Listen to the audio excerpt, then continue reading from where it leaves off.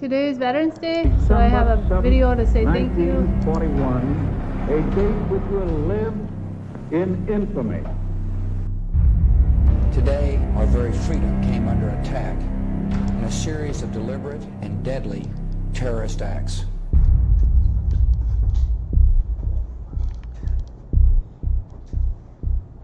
See if I can make it louder.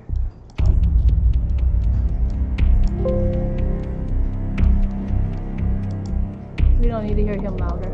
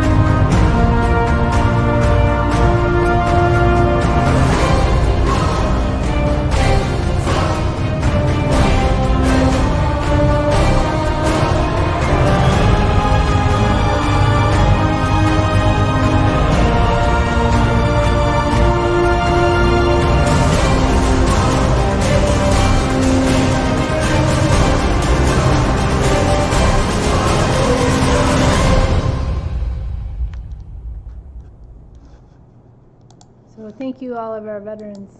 If you see a veteran, thank them today. So you had asked about homework questions number 4 and 5. So if we take pieces of paper, what dimension is paper? One sheet of paper. 2 dimensions, that's right. And if you stack a whole bunch up, then you get a book. What dimension is your book? 3 dimension. Yeah, it has thickness then. So you stack a whole bunch up and you get thickness.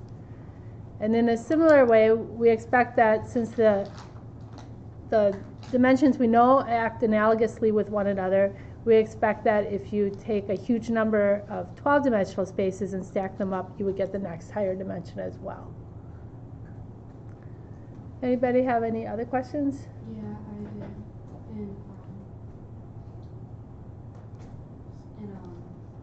Where is it? 7.2. And it was minus 8. Well, we didn't get to 7.2 yet. Isn't it due on the 17th? Isn't it due for next time? We're gonna, yeah, but we haven't covered it in class yet. Okay, so, and I think we'll be covering it in class on Wednesday. Possibly Friday. Are there any earlier sections that you have homework questions on? No, I did. Oh, okay, good. All right. And Wednesday's class, we'll need a ruler, so please bring a ruler if you have one, or borrow one. We'll need it for the whole chapter 7, so for Wednesday and for Friday.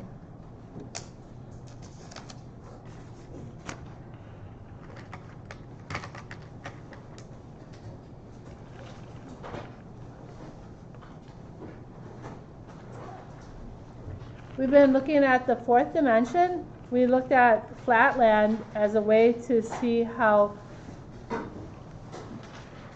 the 2-dimensional and 3 dimensions interact with one another and to help us learn by analogy. So we're seeing if we're 3-dimensional beings looking at 2-dimensional flatlanders, what would that tell us about how the 4th dimension would relate to the 3rd dimension. So I asked you all to bring a coin out and to look at it on as if you were in flatland. So if your coin was flat and you were on the piece of paper flat with it, then you couldn't see the top of the coin. You could only see the edge, just like when we hold it on edge like this. So if you were trapped in the piece of paper in flatland in 2D, you could not see that building on the coin. You could not see Abraham Lincoln on the coin. So this three-dimensional ping pong ball can't enter into the two-dimensional plane. If Abe Lincoln was stuck in the plane here in his little flatland, what would he see when he looked out at that ping pong ball? A dot. Yeah, just a dot.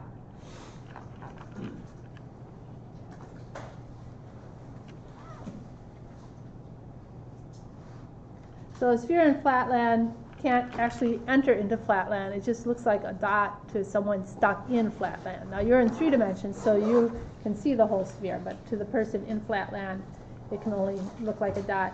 In fact, if it passes through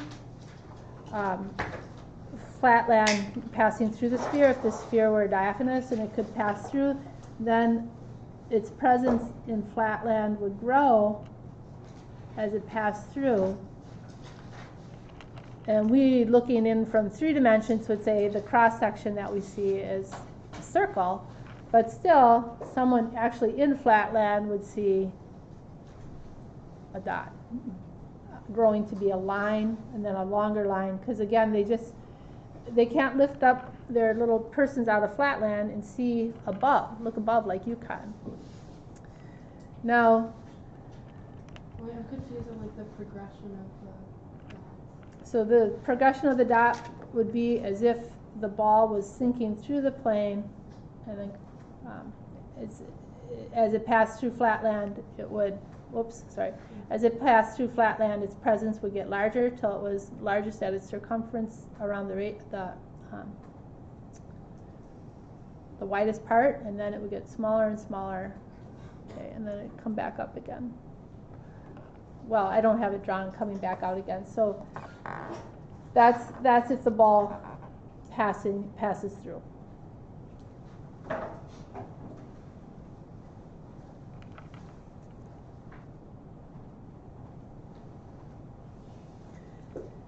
Have any of you ever seen an MRI image done where they take slices? That's what I'm trying to show you here, okay? That's what flatland would do. You just have a level slice of whatever object that's 3-dimensional is trying to fit into the 2-dimensional space. It just can't fit. Well, we're going to draw your authors in flatland, Ed and Mike. So let's see. We'll just have a slice of them, okay, a level slice, because they don't fit. They're 3 dimensions. They don't fit in flatland.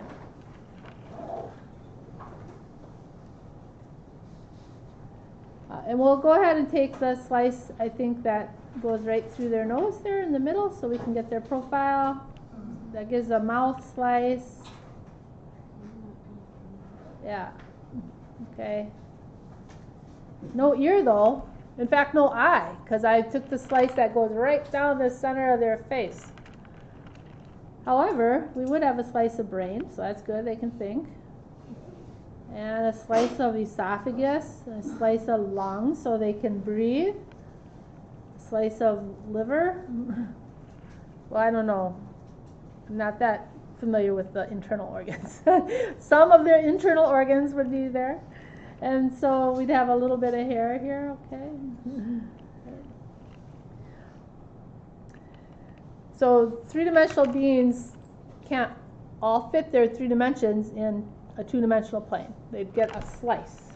And here I made a vertical slice through their nose. Let's see, this can be Mike. And here we'll have Ed.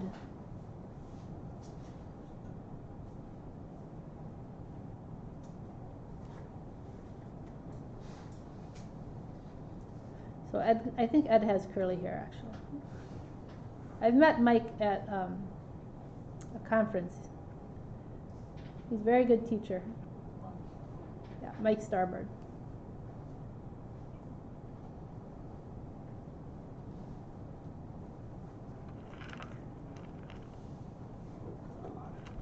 I do not look like people. That's okay. That's all right. Remember, you're just getting a slice of them.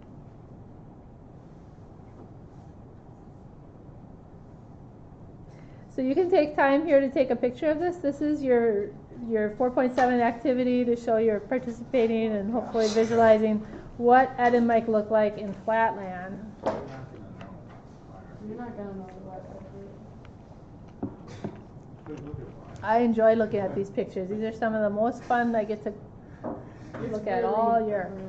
The only other one that's most fun is when you're holding your pineapples. Don't forget to put your name in, okay? Put your name in your picture. It's not good. Did it look like It's not good at all. or hand? No, this one looks like a claw. Oh yeah, do you know when we're gonna get our test Wolverine. back? I don't return quizzes. You can stop by my office and see them if you want to, but I don't return I guess I quizzes. meant scores. The scores, I'm working on those. I hope that, they should be done Wednesday, but some of them will be done today. I was confident like going through that test, but not forgetting Now suppose Ed and Mike could see each other, even though we haven't put a slice through their eyes. What do Ed and Mike see when they look at each other? Just a lot. Yeah, good. What is it? A line. When they look at each other, they just see a line, because again, they can't lift their little heads off the paper to look above.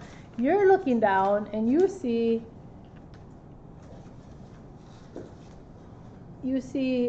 their insides. And their complete shape that you've sketched.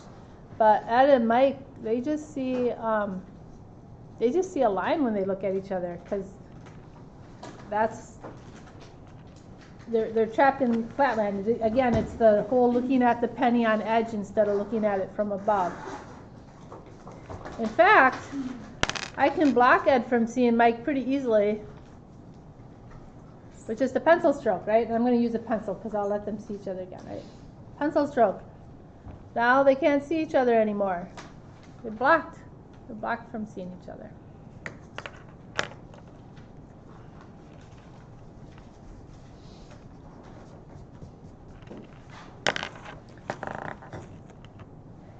I can trap Ed.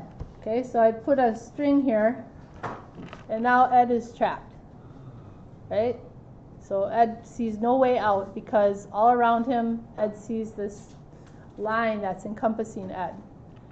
But you're in 3 dimensions, so you could easily lift this line up.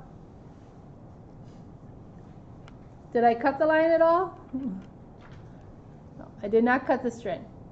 But now Ed can see Mike. Okay, so as a 3D person, I can lift up this 3-dimensional line. The line still exists. I didn't change it at all. But from Ed's perspective, it just disappeared. The line's gone. All of a sudden, Ed can't see the line anymore. Now it's there. Now it's gone.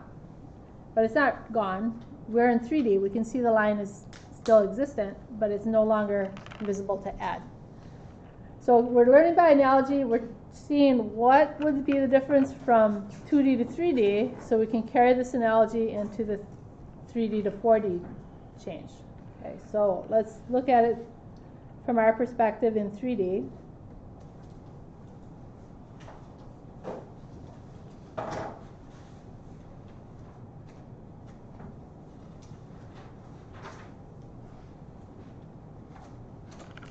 What do you see when you look at each other?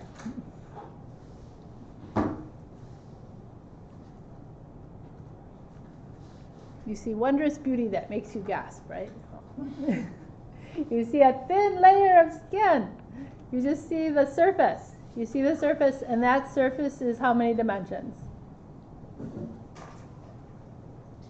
2. Yeah, you see a 2-dimensional surface. Now it's molded and fitted over our 3-dimensional forms, but you can't see more than that surface. So like this, our skin itself is 2D?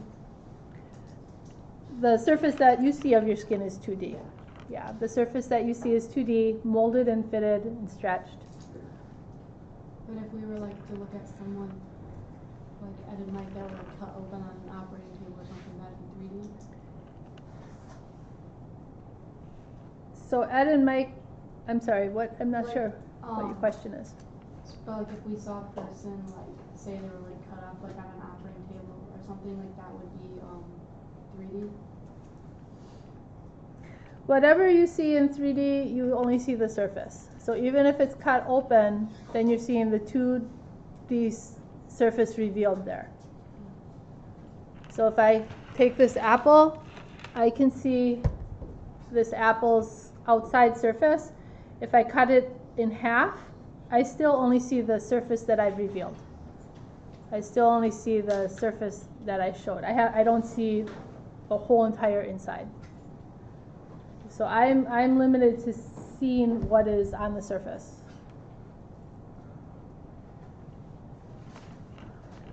So if we're in 3D and we see the 2D surface, and in our 3D persons we can look on a 2D and see the insides, whereas Mike and Ed in 2D can only see a line when they look at each other. What would the analogy say about a fourth dimensional being, if there was a fourth dimensional being?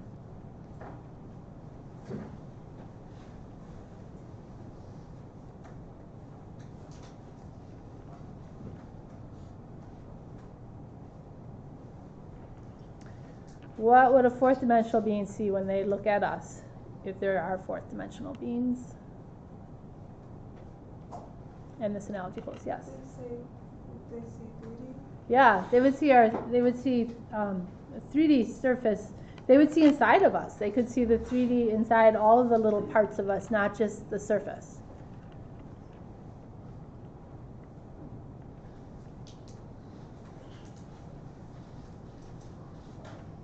So we see the outside looking at 2D, and we see the inside looking at the 2D. They would be able to see the full 3D thing as well, the inside and the outside. So we live in a 3D world? We live in a 3D world. So then why, I don't understand why, like, looking at, like, that apple is 2D. So the apple itself is 3 dimensions, Yeah. but the part I can see without mushing it up okay. is only this surface. I thought you meant Us. like, Yeah. So I'm glad you helped clarify that. Thank you. Yeah. So the part I can see is just this thin surface that's a 2D surface spread over the 3D shape. If I cut it in half, I still see the surface of each half. But what would a 4D being see when they look at the apple?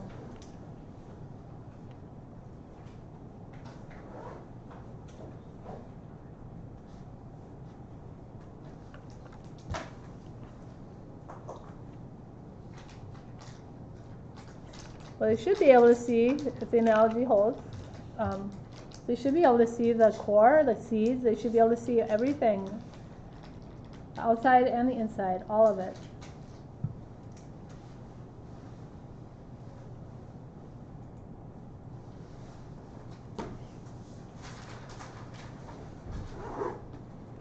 Just like we can look down at 2D images and see all the inside of the 2D images, not just the lines that Ed and Mike and Trapped in Flatland can see of each other.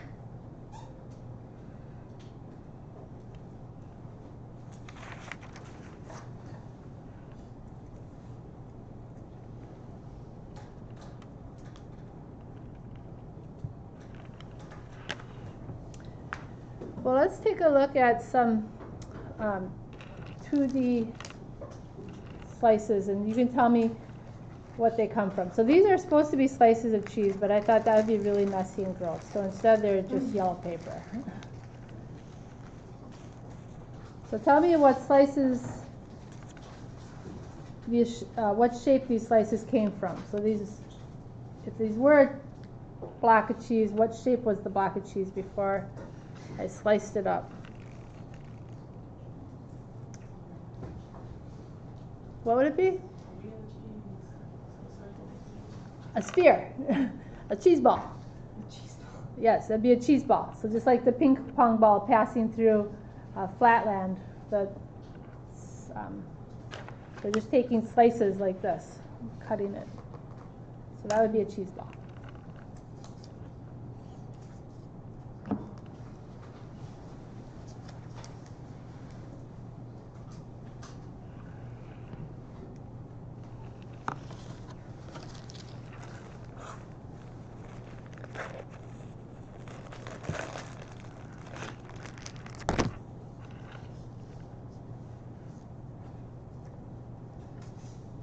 How about this one? What shape block of cheese would give me this cross sections? Cylinder? Yeah, a cylinder. So a cheese log. This one's harder.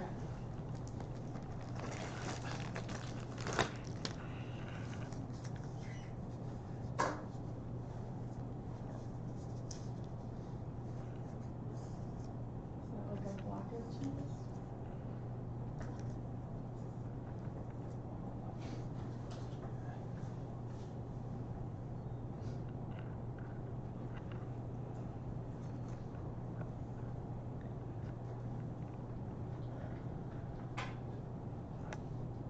There's more than one answer for this one. A Mobius band of cheese. Mobius band of cheese. That would make cheese even more delicious. She's so cool. This is supposed to be like a wedge, like if you slice a cheesecake, that kind of shape, a wedge of cheesecake sliced up into slices. It's almost like a triangle. Yeah, like a triangle wedge. Yep. So you'll have a few Mindscape that ask you about that, those types of questions.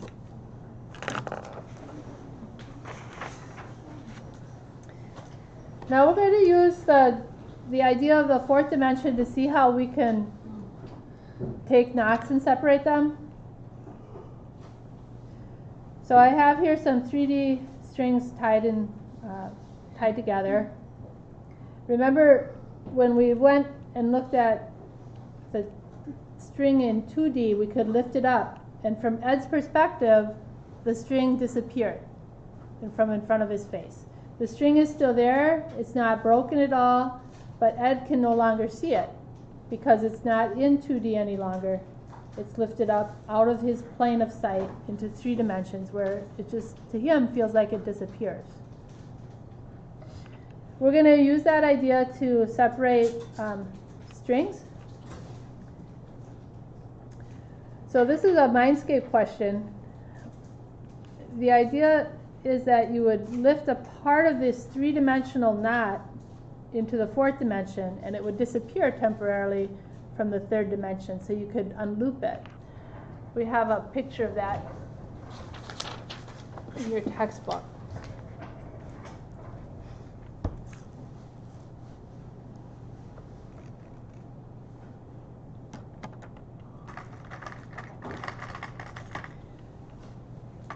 So we have this knotted loop rope, and we want to unloop it and get the knot out without breaking the rope or cutting it. If we could access the 4th dimension, we could put a little piece of this rope into the 4th dimension. Then it disappears from the 3rd dimension, just like the rope disappeared out of 2D when it was lifted up into 3D. So the rope was still there, just invisible to the 2-dimensional being. If we could lift a little piece of rope into 4th dimension, it would still be there, just disappearing from our third dimensional view. So in 3 dimensions, we could slip this over what appears to be a broken end and unloop it, and then put the 4th dimensional piece back down. So it's kind of hard to ask you questions about the 4th dimension, but asking you about these ropes is one of the questions I will do. You have 2 Mindscapes along those lines. So let's just look at this one. Number 12 is similar. So the Mindscape says, using the 4th dimension, describe how you would unlink the pictured pairs of objects. And we'll just draw this one because this is easiest to draw. So let's draw this and describe how we'd use the 4th dimension to unlink those pairs of objects.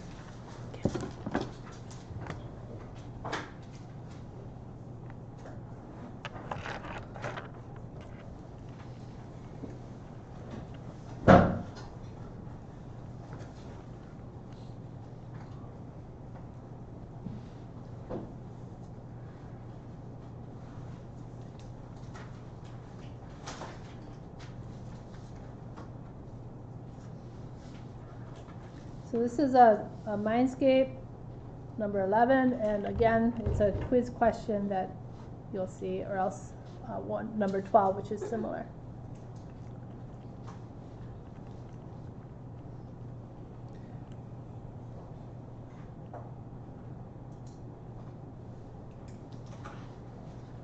that's the best I can do with that drawing, trying to show the two links.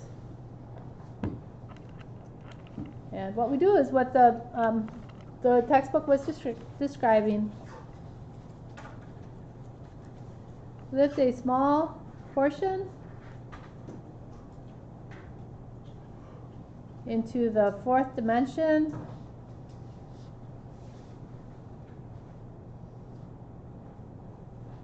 Lift a small portion into the fourth dimension. It, quote, disappears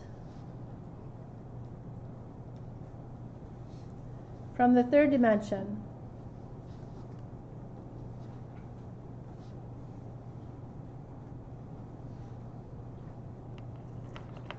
If you lift a small portion into the fourth dimension, if that was available to us, then it disappears from the third dimension. Unlink the rings.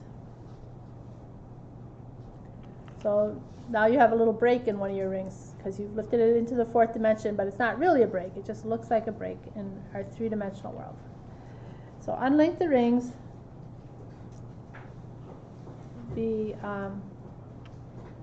Then return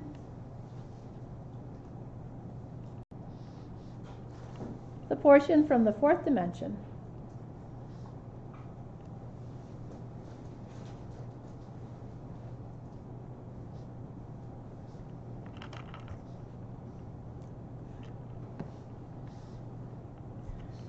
Unlink the rings and then return the portion to the fourth dimension.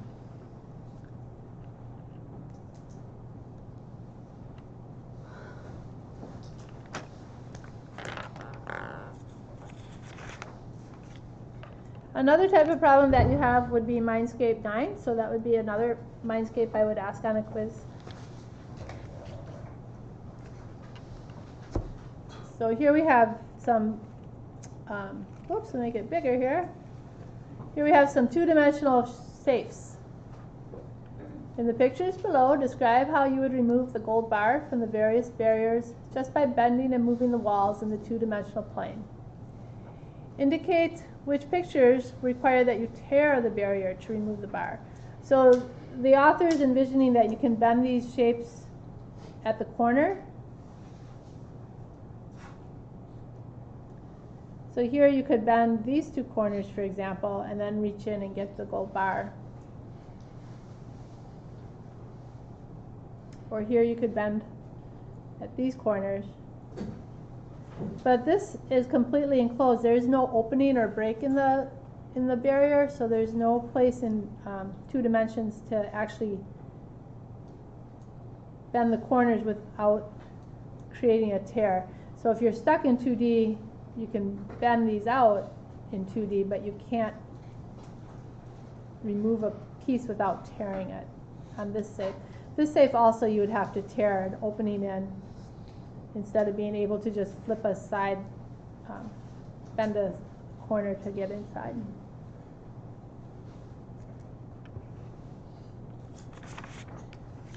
So it's kind of tricky to find questions to ask you in this section, but I will ask you to draw a fourth dimensional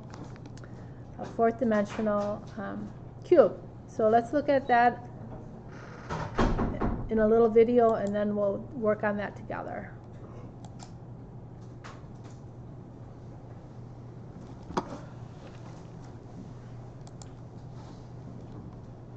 There's 5 dimensions. There's multiple dimensions. Mathematicians use multiple higher dimensions. We're just sticking with 4. How do we even know that the 5th dimension or 4th dimension is even thing? So all of the higher constructs of all of the higher dimensions exist as constructs that mathematicians use on a regular basis to describe anything that has, for example, 5 attributes. You'd be able to use the 5 dimensions, or 6 attributes, you'd use the 6 dimensions. But to visually see these spatial dimensions, that's beyond us, except I did mention that there's 2 experiments that have recently indicated ideas showing that there is a 4th dimension. So you're wanting something you can physically put your hands on, and just like Ed and Mike in Flatland can't reach out and touch the third dimension, we can't reach out and touch the fourth dimension, although we do see signs that it's there. And the ideas of these dimensions we use all the time in math on a regular basis. So here's a video. I'm afraid it's going to come out really loud, so I'm going to turn the volume down a little bit. How do I go to the beginning? It's like above the, Like that, right? There's probably a better way, but okay, thank you. Draw 4, 5, 6, and 7-dimensional objects. One point has 0 dimensions. Double the points, and you have 1 dimension. Double the points again, and you have 2 dimensions.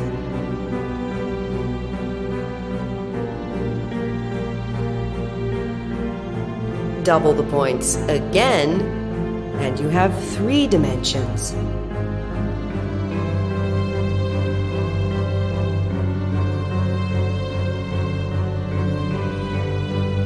Double the points yet again, and you have 4 dimensions.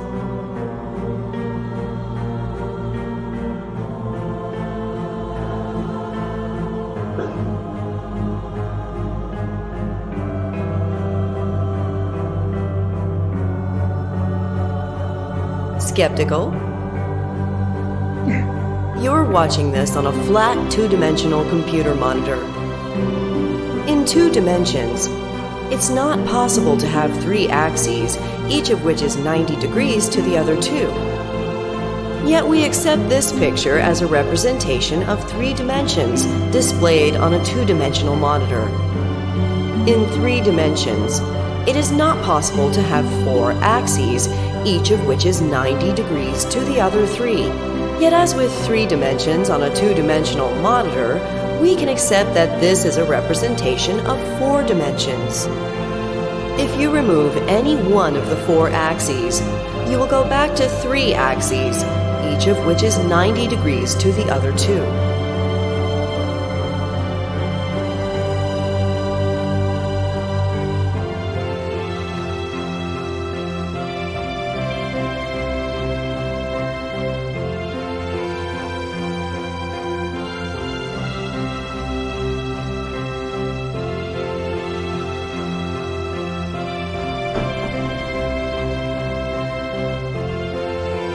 Therefore, each of the 4 axes is 90 degrees to each of the other 3. In the same way, we can add a 5th, 6th, or 7th axis, each of which is 90 degrees to all the axes that came before it. Double the points again.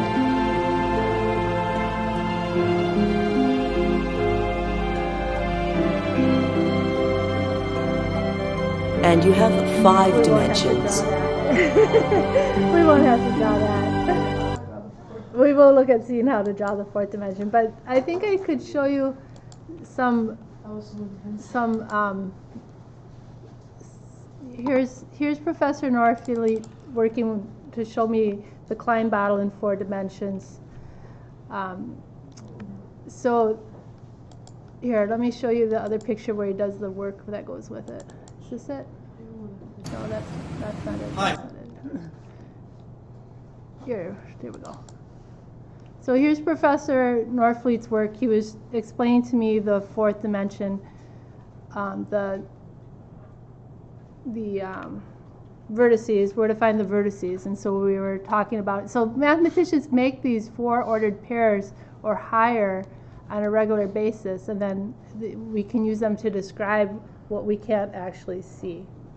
But we're going to draw the 4th dimensional cube next, so let's look at doing that.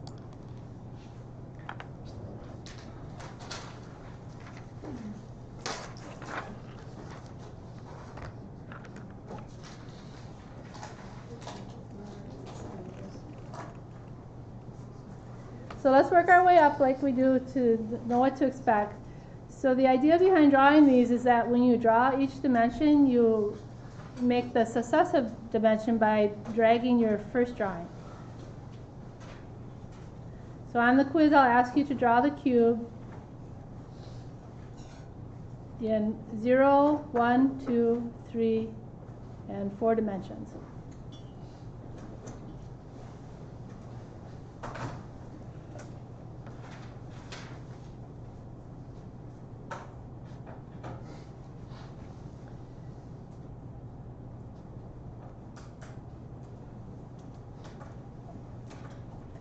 So in 0 dimensions, does anyone remember what the cube degenerates to? It's a dot. Yeah, just a dot. In 1 dimension, a line.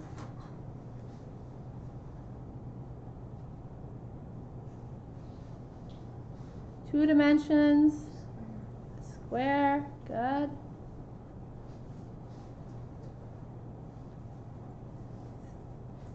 Now 3 dimensions, the cube looks like what we expect a cube to look like. You do need to learn to draw this if you haven't, and if this takes practice for you, then please practice so you can get the points for this.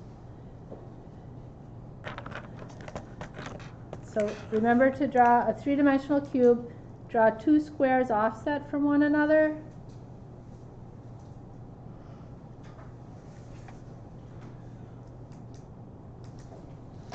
And then connect them at the vertices.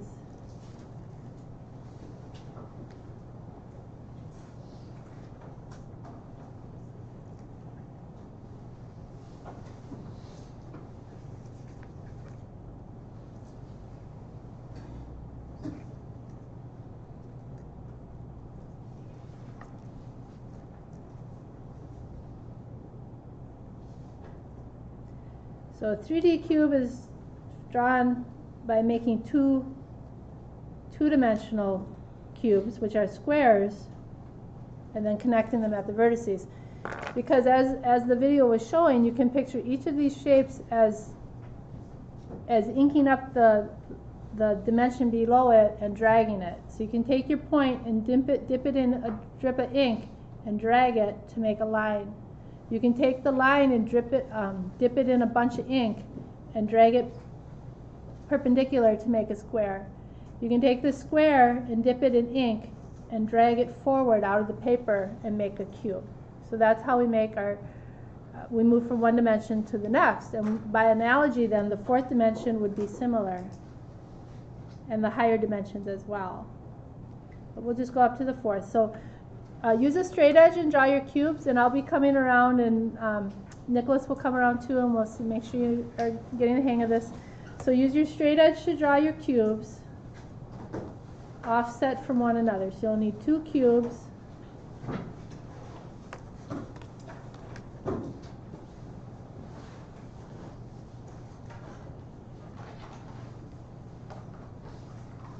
Here I have a little finished drawing. This is from, I think it's Wikipedia. This is so one cube here is in blue and one is in red, and then the vertices are connected in black. We're going to draw ours a little further apart from that. It's a little easier to do. But you can stack them right on top of each other like that, okay? So you have a blue cube and a red cube. So draw your 2 cubes to start. And you certainly could use 3 colors. I'm going to use 2 colors for sure.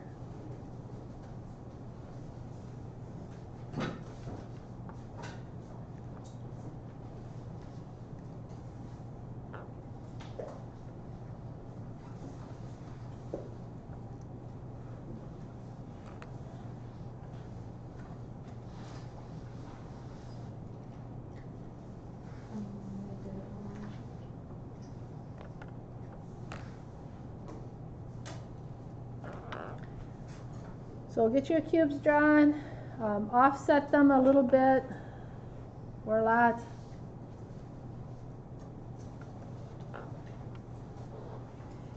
If you make them right 45 degrees away from each other, they don't come out very well.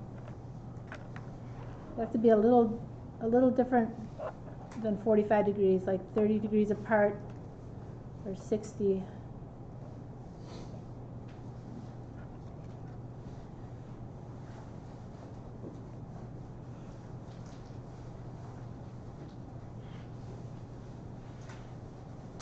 Sometimes it helps to make one a little bigger than the other. If you're really having a hard time, make one a little larger.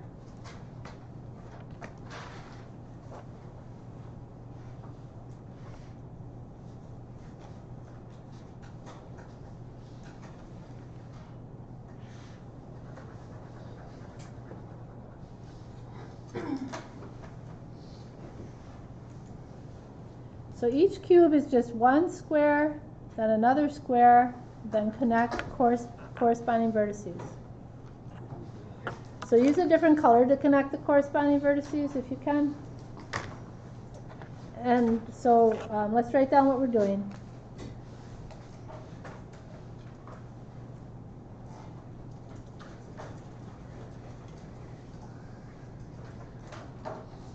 Draw two 3D cubes and then connect corresponding vertices.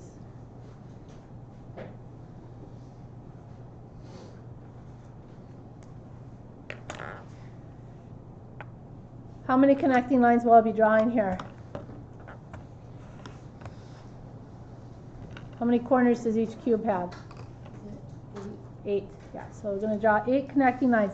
Now make sure you get the top, back, right to top, back, right. Top, back, left to top, back, left. I do check that on your quizzes.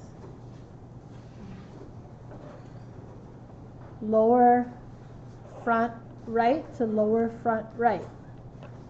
And I do count that there's 8 connecting lines.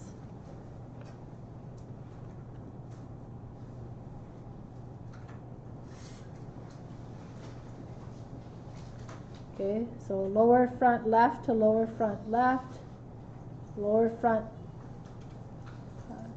lower back left to lower back left, and so on.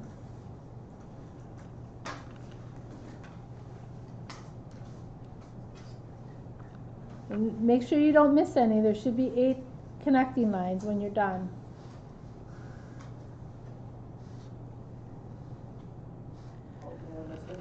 So each cube can be drawn from the cube before by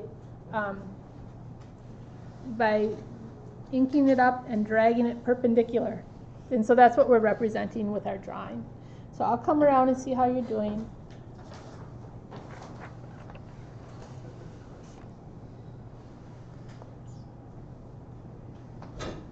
If you're stuck, raise your hand. Okay, so you just like something this over. Yeah, I think I just.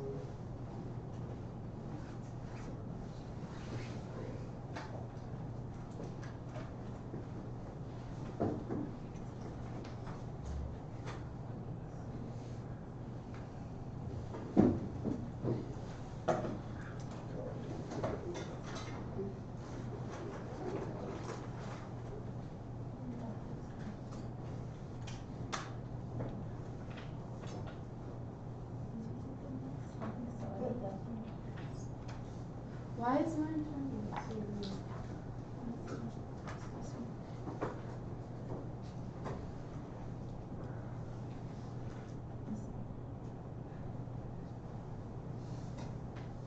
This front, this front. I would just read it there because I just thought that straight edge would help.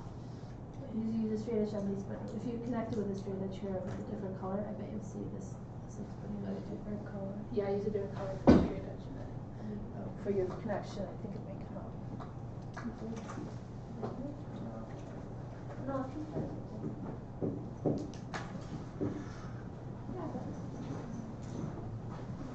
Nicholas, we're just making sure that they connect the lines and that corresponding vertices.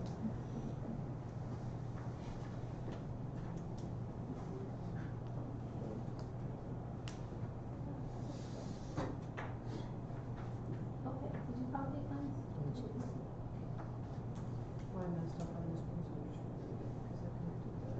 Oh, okay. Okay.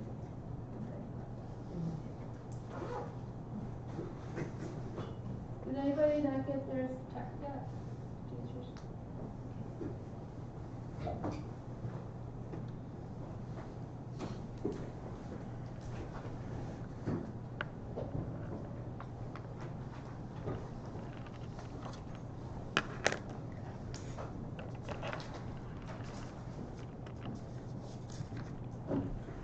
So let's look at this hypercube. This 4D cube is called a hypercube. Let's look at it more carefully. Remember how we looked at boundaries? This had two points, one on each end, that were boundaries. The line had two boundary points. The square had 4 boundary lines. Oh, thank you. The square, the line had 2 boundary points. The square had 4 boundary lines. Okay, so one on each side. The cube had, the 3D cube had 6 boundary faces that were squares. Okay, holding the insides together so it doesn't just fall apart and be some obscure shape. Following this analogy, what should we see for the boundaries here? 8, yeah. And what should they be? The lines you drew? Those are the edges. So we drew 8 more edges.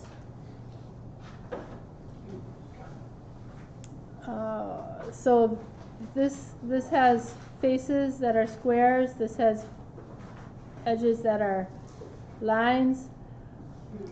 Cubes, yeah. Okay, so you can see those 8 in here if you are careful. It's very tricky though. So I'm going to show you another drawing of a hypercube from your textbook. This one is a little cube with a big cube on the outside, and you can see the 8 faces, rather the 8 cubes that make it up. Now,